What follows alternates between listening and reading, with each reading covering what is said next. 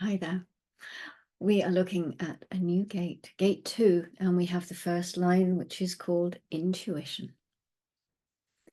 The quarter of civilization, which is where we now find ourselves, we've come out of the quarter of initiation. The quarter of civilization is subtitled Purpose Fulfilled Through Form. Gate 2 is the most yin of all the gates, and it's this yinness that is the foundation that runs through all of the 16 hexagrams of this quarter. All of the throat gates are found here in this second quarter. So we're looking at themes of expression, communication, and manifestation. The first line is investigating. It loves to investigate, to dig in, to find out all the nuts and bolts of whatever its hexagram is actually about. So here the first line is investigating direction. What is this direction business about? And this is an individual gate, of course, so really it's what is my individual direction all about? That's what fascinates them. It's their process. It's their destiny to find their own direction. There's a lifetime learning here, which says sensitivity to disharmony and atrophy. The exaltation, the importance of aesthetics. I can't say that word. The importance of aesthetics, whether inborn or acquired. Higher knowing through aesthetics. Direction. The whole nature of direction is about beauty. Just beauty. The second gate is the driver. It's the home of the magnetic monopole. It's taking us into the future along our evolutionary track.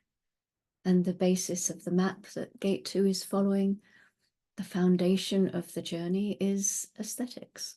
It's beauty. Our destiny as a species is heading towards beautiful horizons. Now we are constantly moving towards beauty. In the detriment, we have the assertion of the ego in spite of wisdom, the urge for action that will ignore the wisdom of the higher self. First lines, they can find it difficult to know what to do with their life because they spend so much time trying to figure out what life is actually all about through one gate or another. This first line is very busy trying to figure out what the driver actually does, how it does it, and how it could do it better. We live in a duality, and that is really apparent here because as well as the first line trying to figure it all out, there is the beauty of surrendering to the driver and just sitting in the back seat, letting the driver do its job, follow its geometry. This is sanity and ease. Chaos lies when we try to take control. The wisdom of the higher self is saying that the direction is already there. It's taken care of. You do not have to impose your will on this. Just relax, enjoy the ride. The first gate is grounding the second gate. And in the first line, we find creation is independent of will. This is the foundation of being creative. Creation is independent of will. Isn't our journey through life a creation of a sort? And we just heard in the gate 2 that if the ego gets involved in trying to drive, things may not go so well. And here we have a creation that is independent of will. Get out of your own way.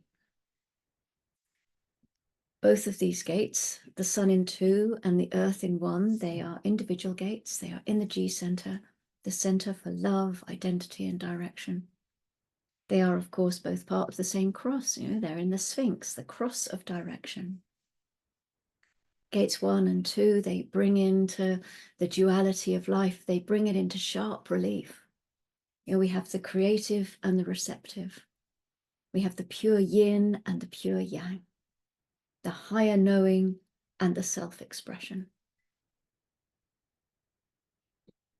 In other weather, we have 2 transit channels at the moment, the 5125, which is around for a while, courtesy of Neptune, of course, also the North Node and Mars. And we also have the 18, because we have the Earth in gate 1, and then Jupiter is currently in gate 8. So this is where we find a unique expression of creative skills that may inspire and empower others in their own search for a new direction and for self-expression. And the 1/8 will be with us all through this transit of the gate 2 and gate 1. So the moon is currently still in 37. So we looked at that, and at 14:54, it goes into gate 63. And this is a head center gate. It's the gate of doubt. And it tells us that in the spiral of life, all ends are beginnings. It's a head gate that has a need to question things it doesn't feel secure about, from the mundane to life's bigger questions. This gate needs logical answers that can be validated and relied upon in order to feel secure, for the future to feel secure. Gate 22 is our next gate at midnight, and this is a solar plexus gate, and it's the gate of openness.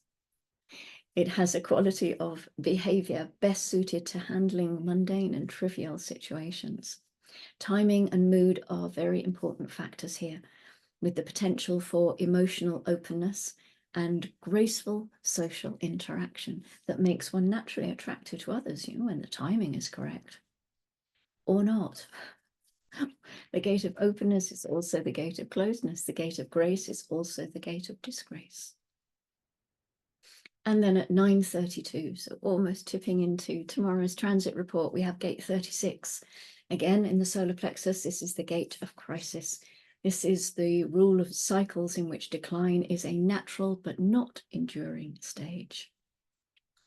We can discover our emotional depth through profound and intense emotional and sexual experiences, leading to personal transformation and growth. Confronting inherent fears and vulnerabilities, moving through extreme highs and lows. This can be a deeply challenging journey. But this is what the weather is bringing to us today. You tap into it, see what you resonate to, look back on it at the end of the day, see if there's anything that you can look back and say, aha, that would have been my gate 22 experience today. See how this transit lies with you. And until I see you tomorrow in line 2, take care, go gently, and have a good